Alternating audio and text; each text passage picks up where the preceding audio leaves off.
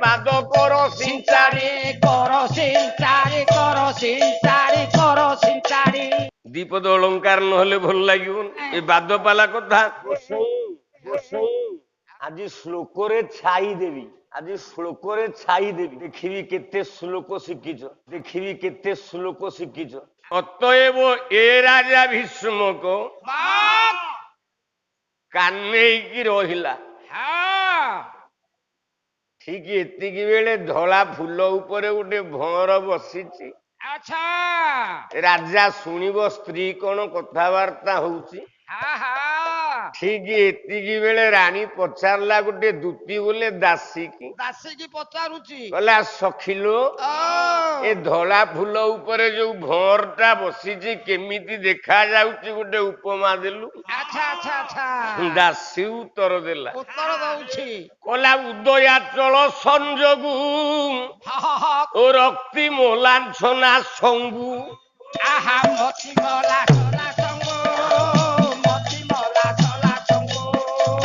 ଉଦୟାଚଳ ସଂଯୋଗୁ ରକ୍ତି ମୋଲାଞ୍ଚନା ସଙ୍ଗୁ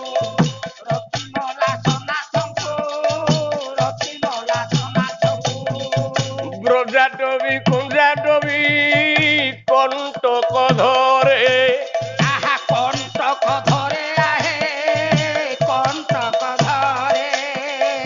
କୁନ୍ଦନାଗୀ ନନ୍ଦନାଙ୍କୁ ତୁଳନ୍ତାଇ ଅବା ତାଙ୍କୁ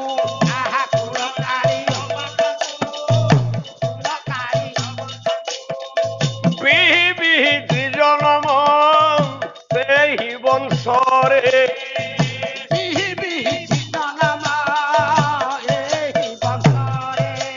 ନୃପ ସଙ୍ଗେ ତୁଳି ବସିଲେ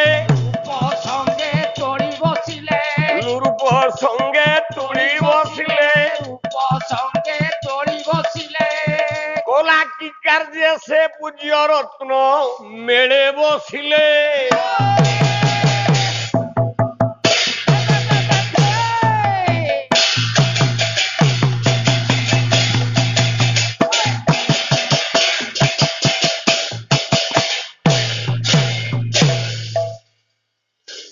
ଜଣେ ଦାସୀ ଉତ୍ତର ଦେଲା, ଉଦୟାଚଳ ସଂଯୋଗୁ ରକ୍ତିମା ଲଂଛନା ସଙ୍ଗୁ ବ୍ରଜାଟବୀ କଞ୍ଜାଟବୀ କଣ୍ଟକ ଧରେ। ଏପଟେ ରାଜା ଯୋଉ ଯାଇଛି ରାଣୀ ପାଖକୁ, ଦାସୀଟିଏ ଯାଇକି ଜଣେଇ ଦେଇଛି ରାଣୀକି,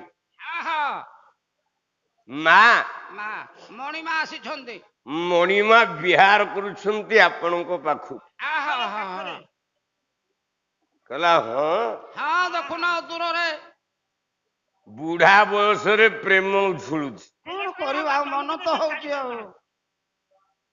5ଟା ଛୁଆର ମା ହେଲିଣି। ରୁକ୍ମ ଅଗ୍ରଜ ରୁକ୍ମ ରଥ ରୁକ୍ମ ବାହୁର ଅନନ୍ତର ରୁକ୍ମ କେଶ ରୁକ୍ମ ମାଳି ରୁକ୍ମିଣୀ ଏଷା ଶାଶ୍ୱତୀ।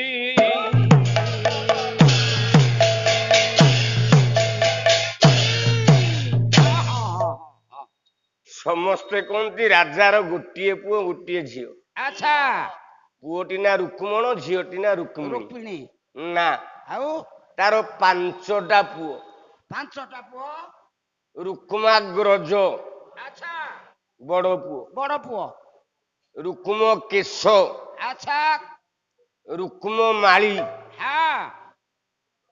ରୁକ୍ମାଗ୍ରଜ ରୁକ୍ମ ରଥ ରୁକ୍ମ କେଶ ରୁକ୍ମ ମାଳି 5 ପୁଅ।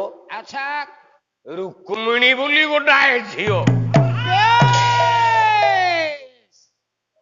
ସେ ଝିଅଟା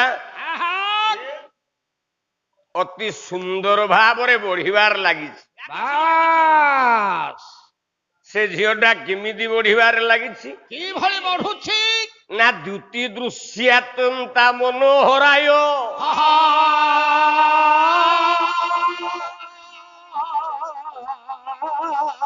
ଏତସ୍ୟ ସୁତାୟା ପିବତେ ସ୍ୱପିତ୍ରେ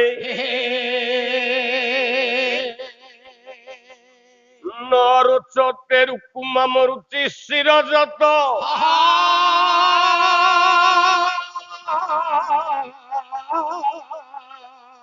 সা কন্যা রুক্মিণী তেন ধারণা মানা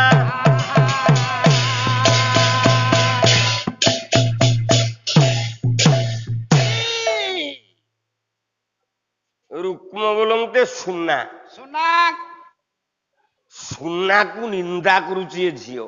ଆଚ୍ଛା ସୁନାକୁ ଯିଏ ନିନ୍ଦା କରିପାରୁଛି କି ଭଳିଆ ସୁନ୍ଦରୀ ହେଇନଥିବ। ସୁନାକୁ ଇୟା ରୂପ ନିନ୍ଦା କରୁଥିବାରୁ ବାସ୍ ସୁନାର ଅନ୍ୟ ନାମ ହେଲା ରୁକୁମ। ଆହା ରୁକୁମକୁ ନିନ୍ଦା କରୁଥିବାରୁ ଆଚ୍ଛା ୟା ନାଁଟା ଦିଆଗଲା ରୁକ୍ମିଣୀ।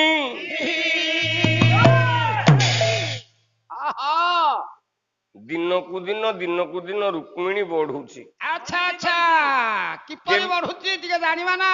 ମନ୍ଦାକିନୀ ନନ୍ଦନ ଓର ବିହାରେ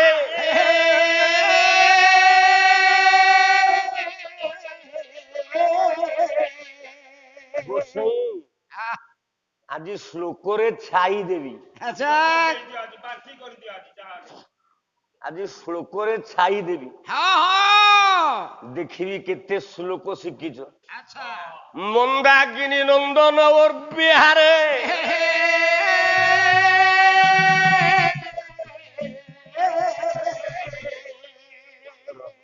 କଣ ଏତେ ଗୁଡେ ପୂଜା ହେଲାଣି ଦକ୍ଷିଣା କିଛି ଆସୁନି।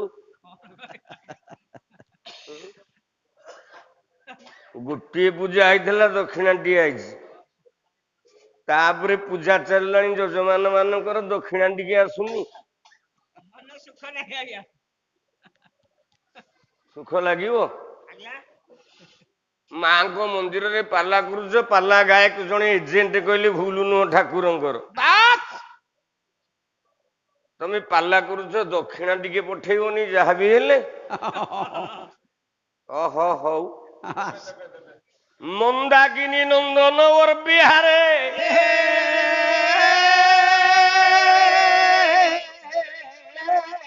ସ୍ୱୟଂ ଦେବତା କଳ୍ପ ମାଧବେଦୀ ତନ୍ଦେ ବିକ୍ରୀଡୟ ବିକରୁତୁ ରମ୍ୟତେ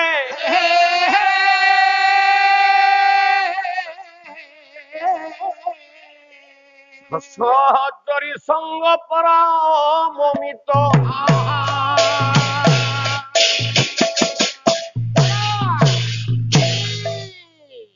ଝିଅଟି 7 ବର୍ଷର ହେଇଗଲାଣି।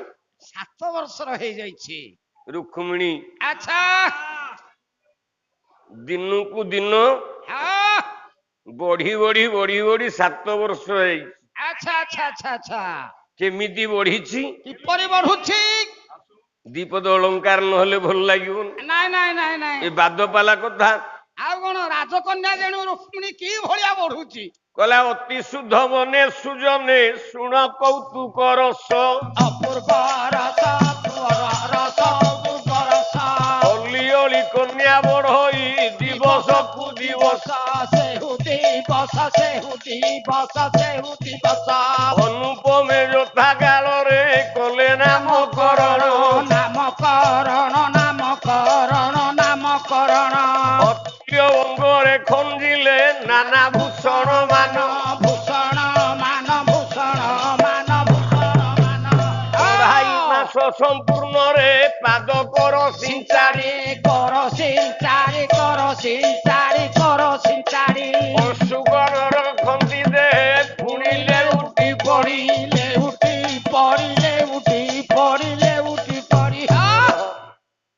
ଅଢ଼ାଇ ମାସ ଯେତେବେଳେ ହେଇଗଲା ଆଜ୍ଞା ଛୁଆଟା ପାଦ କର ନିଶ୍ଚିତ ଟିକେ ସିଞ୍ଚାଡ଼ିବ ହଲେଇବ।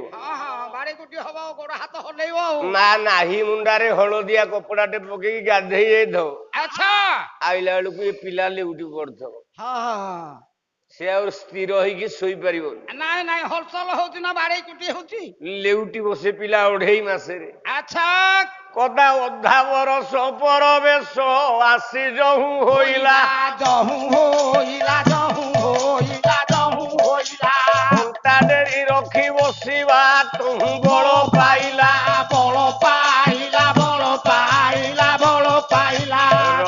ଆଜ୍ଞା